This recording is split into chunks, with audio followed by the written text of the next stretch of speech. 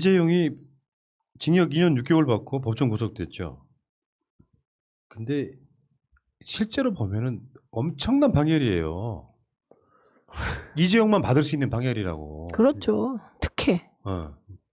근데 그 이미 살았던 세월이 있기 때문에 지금 불과 한 1년 몇 개월만 더 하면 나오는 상황이고. 1년 살았어요. 그러니까 1년 6개월 남았어요. 근데 형 집행정지도 가능합니다. 좀 있으면은. 분명히 그럼으로 갈 것 같긴 하고. 근데 결국에는 우리가 봤을 때는 이거 손방망이 적을 맞거든요. 이재용만의 특혜를 받은 건데 이재용에 대해서 이재용이 대국민 사과할 때는 극찬하던 국민의 짐이 굳이 사기업 총수에 관한 재판에 야당이 뭐라고 논평할 거리가 논평을 낸다는 게 오히려 더 부적절한 것 같다. 우리는 논평을 내지 않기로 했습니다. 이게 논평이죠. 논평 사기업에 대해서니까. 논평이에요 이게. 그때 그 김성원 당시 미래통합당 대변인이 한 말입니다. 변화의 의지가 실천으로 이어져 새로운 삼성으로 거듭나길 바란다. 이 부회장의 사과 내용에 대해서 높게 평가한다고 했던 사람들이 막상 법정 구속되고 2년 6개월 실형이 나오니까 논평을 내지 않는 이 이율배반적인 거. 그냥 너무나 경악해서 그런 거 아닐까요? 법정 구속에 놀라서. 이거를 예를 들면 이재용 편을 들면 일단 욕을 바가지로 쳐먹을 것 같고 이재용을 비판하면은 지금 박근혜 사면은요 최순실과 이재용 사면이 같이 걸려 있잖아요. 말 잘못 건드려 놓으면 박근혜 사면의 이야기를 꺼내실 수가 없을 것 같아서 비겁한 자들이에요.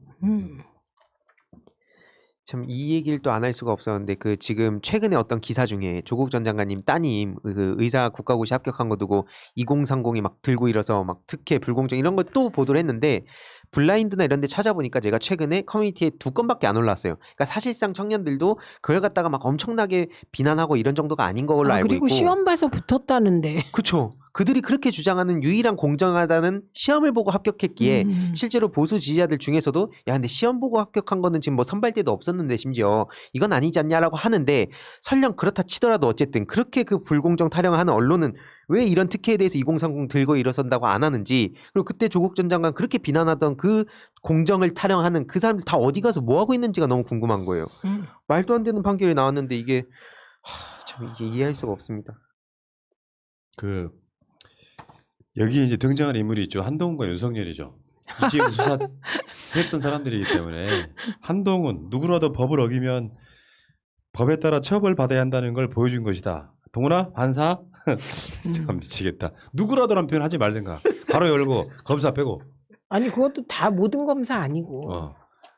윤석열 총장과 가까운 그렇지. 검사. 윤석열 사단 가로 열고 가로 닫고. 그리고 또 국민일보의 구자찬 기자. 윤석열 야 그때 너희들 밤새고 어쩌고 이재용 선거 후에 해당 특검팀의 검사들한테 전화했다 그러면서 뭐 또 인간적인 뭔가 소회를 윤석열이 이거 사건 수사 잘해서 뜬 것도 있잖아요. 물론 뭐 여기에 대해서 삼성하고 무슨 커넥션이 없다는 게 자랑일지 모르겠지만 홍석현은 왜 만났을까요? 검사들은 저렇게 반말하나 봐요. 제가 만약에 그 과거에 제가 국회에서 보좌관들한테 야 너 수고했다 그랬으면 저는 정말 어우 그래요? 야 이렇게? 검사들은 약간 군대 문화 비슷한 게 있죠. 뭐 다 아시겠지만 후배들한테 이렇게 왜 그 비밀의 숲 봐도 부하 검사한테 말 올리는 거 보셨어요? 그러니까 이상하죠. 야 황시목이 너 그렇게 수사하는 거 아니야? 뭐 이런 식으로 하잖아요. 그러니까요. 그러니까 이게 무슨 마초 같은 느낌? 야 그때 너희들 진짜 밤새고 그랬던 거 기억이 난다. 그렇게 고생한 게 4년을 이렇게 결론이 났구나 하면서 윤석열의 업적을 이렇게 딱 띄우는. 그 안 띄워진다니까. 근데 희한한 게요. 이재용을 지지하는 사람들이랑 윤석열 지지하는 사람 똑같거든. 좀 이상해. 태극기 부대들 똑같아. 이재용 나올 때 만세 부르는 놈들이 윤석열 지금 만세 부르고 있는 거야. 어느 쪽 편에 설지 나 궁금해 죽겠네. 이해하기 어려워요. 게다가 지금 그 해당 검사들이 청소년들이에요? 야 너희들 그러게. 그러니까 그놈의 그 꼰대로는 왜 여긴 해당이 안 되는지 너무 궁금해요. 맨날 86세대 갈라놓으려고 맨날 그렇게 이용하면서 이런 건 지적도 안 하고. 이 꼰대 같잖아요. 이 말하는 것 자체가. 근데 이 한국경제 이 기사는 윤석열을 띄우고 싶었던 거예요. 국민일보의 구자창 기자는 근데 안 띄워진다는 얘기를 아, 하는 거예요. 윤석열이 이재용을 감옥에 넣어놓고 뭔가 그 소외에 잠기는 정말 이분은 정말 그 대한민국의 악을 척결하는 어떤 전도사 같은 느낌을 하고 싶은 건데 순댓국도 막 먹고 막 개새끼 산책도 시키고 막 그 강아지 산책도 그게 그 디스 기사라고 우리가 최종 결론을 내렸잖아요. 누가 강아지를 이렇게 질질 끄냐고. 네. 강아지가 어머 왜 저러세요? 이런 표정이잖아요. 더 재밌는 기레기 기사는 이런 거였어요. 나는 경악했습니다. 한국경제의 남정민 기자. 이재용 코로나 백신 확보하기 위해서 출구가 앞두고 있었다. 정부의 특사 자격이었다. 뭐 밑도 끝도 없는 이런 개소리를 합니까? 이게 뭔 말이에요? 이재용한테 백신 구하라고 특사 자격을 주는 그런 정부예요? 아니 이렇게 기업 총수가 예를 들면 이런 거야. 그러면 문재인 정부가 이재용 선고일을 뻔히 알고 있을 텐데 이재용이 얼마를 받을 줄 알고 출국을 앞두고 있었을까요? 한국 경제는 재벌들이 막 같이 만든 회사예요. 이게 재벌들의 신문이라고 원래. 아 그렇죠. 그리고 웃기는 건 이거예요. 익명을 요구한 한 업계 관계자는 정부 쪽과도 얘기가 잘 진행되고 있던 것으로 안다.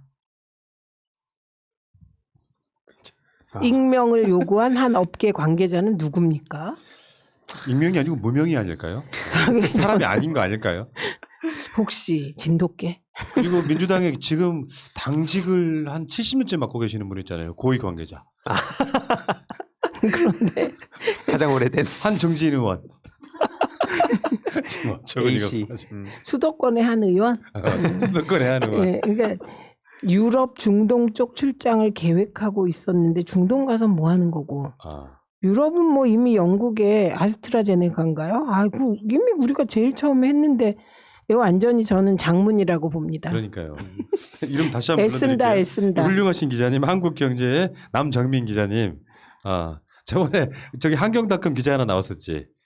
청국장에. 네네 맞아요. 그런 분만 있으면 괜찮을 것 같은데 이런 분들이 계세요 보니까 참 어처구니가 없어가지고. 이거 정부 특사 자격 이거는 대통령께서만 특사하는 거예요. 그러니까요. 그러니까 이거는 곧 팩트인지 아닌지 밝혀지죠.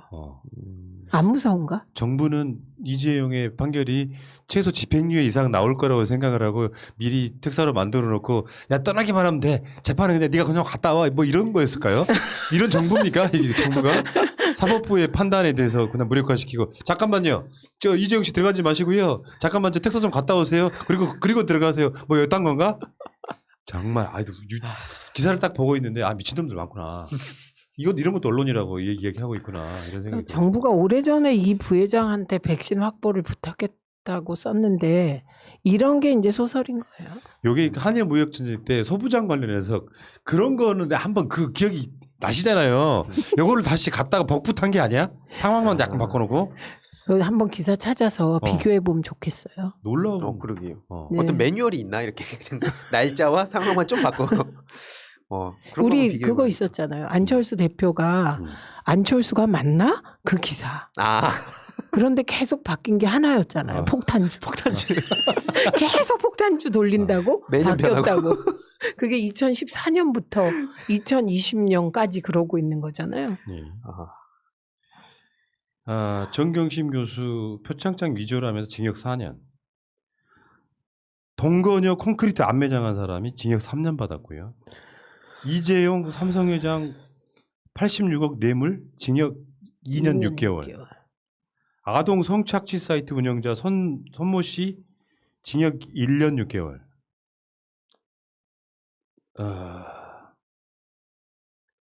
홍정욱 딸 마약 밀수 벌금 17만 원. 17만 8,500원.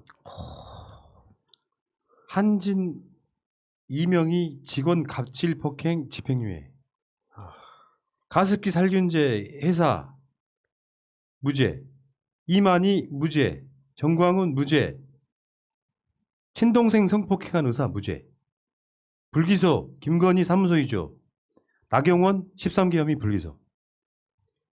이러니 대한민국 사회에서 가장 높으신 분은 정경심 교수고요. 그렇게 하는 게 맞습니까? 공정하고 그 법의 잣대는 공정할수록 그렇게 하는 게 맞습니까? 이야, 저 오늘 처음 알았네. 제가 150만 원 받았는데 마약 밀반입이 18만 원이라고요? 그러니까 집행유예를 주면서 홍정욱 딸한테 벌금 17만 8,500원. 할 말을 잃었죠? 아니 저는 150만 원 냈는데. 진짜.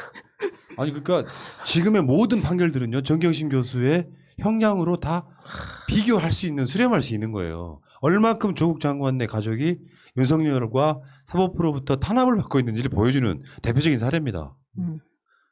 이재용이요 86억 뇌물로 자기가 얻은 이익이 무려 9조예요. 9조. 저도 댓글창에 안 올라오잖아 열받아가지고. 아니 지금 어이가 없어서. 이 원래 손편지 제가 잘 못 써요. 글씨가 별로 안 예뻐서 안 하는데 진짜 오랜만에 이렇게 편지를 하나 써갖고 정경심 교수님한테 그 편지를 보냈거든요. 그래서 이게 힘이 될진 모르겠지만 그래도 이걸 보시는 분들도 정경심 특히 이제 신년에 너무 이제 제 가족은 아니지만 되게 가슴이 아픈 거예요. 상상도 할 수 없었던 일을 지금 수모를 겪고 계시고 이에 대해서 많은 시민들이 단순히 잊고 막 화만 낼 게 아니라 우리가 이렇게 편지도 같이 좀 보내드리면 좋지 않을까 생각이 많이 들었습니다. 세상에 무슨 징역 4년을 무슨 중죄를 진 게 있다고 죄를 만들어 버리잖아요. 뭐 그 분석 방송을 지난주 금요일하고 이번 주 금요일에도 할 거거든요. 뭐 빨간아재나 정필승 변호사가 나와서 하는 건데 이번 주에는 표창장 위조건하고 사모펀드건 다룰 거예요. 근데 자세히 보면은 정말 유치 찬란합니다. 다시 한번 말씀드려요. 정경심 교수가 조민 씨의 모든 경력을 조작했다가 아니라 좀 더 정확히 말하면 10시간 필요한 봉사활동을 6시간만 했다고 조작. 그런 식으로 유죄를 만들어낸 거예요. 그리고 반성하지 않고 당신의 말 무죄 증명하려고 하는 행위가 최성애 등에게 피해를 줬으므로 당신은 법정 구속 징역 4년입니다. 제가 저 당해봐야 저게 뭔지 알아요. 저보고 허위사실이라고 하면서 그 전제가 다 허위는 아니다예요. 그건 뭐냐고. 그러니까 10시간이 필요한데 10시간 안 했으면 허위인 거예요. 이 사람들은. 그러니까 허위임을 인지해야 되거든요. 또 근데 그걸 제가 그 허위임을 인지하고 허위와 허위가 섞이지 않은 부분을 했다 이런 식이에요. 그러니까 당해보면 그 법적인 선고의 구절구절이 얼마나 자의적인지. 왜냐하면 그때 제가 그 말씀드렸잖아요. 저도 경험한 적이 있다. 우리 애는 뭐 그렇게 안 갔기 때문에 그런데 엄마가 대신 가서 봉사활동 하고 있더라니까. 부모가 대신. 그것도 위조잖아. 당연히 위조죠. 대리시험 본 거랑 똑같은 그게 거예요. 비일비재했어요. 봉사활동의 경우는. 그러니까 오죽했으면은 대한민국 검사들 자녀에 관련된 것들 전수조사하면 자유로울 놈 한 놈이나 있을까요? 그러니까 그리고 최강욱 의원 기소도 똑같은 거라니까요. 아무튼 지금 이재용 판결을 보고 저번에 그 STX 강덕순과 회장 그 사람 회인 100명이 막 수백억 돼도 풀어주잖아요. 집행유예로. 아무튼 진짜 막 정경심 교수만 생각하면 막 가슴이 얹힐 것 같아요. 저도 뭐 아까 잠깐 말씀드리긴 했지만 조국 전 장관님 따님 같은 경우에도 예전에 한번 또 이제 영상이나 이런 데서 진짜 어른스럽다는 얘기를 했다가 그 조선일보인가 어디서 또 그걸 따옴표로 따갖고 저 그 청년 정책 조정위원 들어갈 때 그걸 메인으로 하더라고요. 그러면서 또 이제 뭐 이 조국 딸 어른스럽다고 했던 놈이 거기 합류했다 뭐 이딴 식으로 보도한 거 보면서 진짜 기가 찼는데 그 어떻게 보면 진짜 그 따님 같은 경우에도 멘탈이 진짜 대단하신 것 같다고 생각한 게 이게 그냥 쉬운 시험이 아닌데도 불구하고 이런 온갖 조롱과 막 진짜 일베나 이런 데서 말할 수도 없을 정도로 막 성적인 건 물론이고 엄청난 비난을 하는데 그런 걸 다 견뎌내시고 그리고 정경심 교수님이나 조국 전 장관님 보면 와 진짜 막 이 소름이 참 돋더라고요. 정말 죄송하기도 하고 이게 단순히 말로는 우리가 지킨다고 하지만 우리가 어떻게 하면 더 이분들을 명예회복을 해드릴 수 있을까 진짜 많은 고민이 듭니다. 아니 그 2심 재판에서 좀 그 법리적으로 꼼꼼하게 따졌으면 좋겠어요. 그러니까 지금 도덕적으로 그 당시에 엄마들이 비난할 만한 행동을 했죠. 예를 들면 10시간 하고 15시간 했다고 쓰고 선생님들도 그랬어요. 이건 많이 고백을 하잖아요.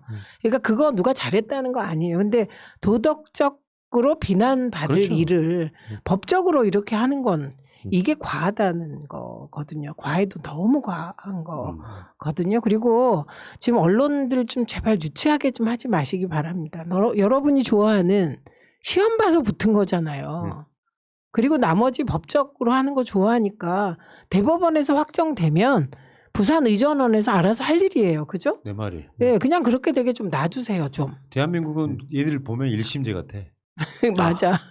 최대한 그 선의의 법의 피해자를 만들지 않기 위해서 3심까지 만들어 놓은 거잖아요. 그러면 일단 1심 이렇게 판단했으나 2심 지켜보자 이렇게 넘어가면 되거든. 마치 확정 판결한 것처럼 계속 그 지랄 하잖아요. 그리고 그 판사놈이 마지막에 그 정경심 교사한테 훈계했다는 거 있잖아요. 지는 그렇게 판단을 했으면 2심이 어떻게 되는지 지켜보자는 여운을 남겨야 되는데 마치 확정된 판결인 것처럼 훈계를 내버리잖아요. 이거 그 이상해요. 미친놈이에요. 근데 모든 판사는 억울한 게 있으면 2심에 가서 다투라고 말해요. 원래 그런 거죠. 저한테도 그랬어요. 그러니까 모두가 그래요. 근데 그 판사 특이해. 근데 2심 판사가 지금 이재용 재판부잖아요.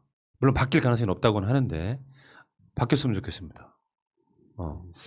자, 그럼 뭐 그분은 뭐 그 조국 장관 집에 그 무슨 위원회? 예. 사회공헌위원회 뭐 그런 거 만들려고 하는데 사회공헌위원회. 아이고 참 진짜 어처구니 없는 사람들이. 자.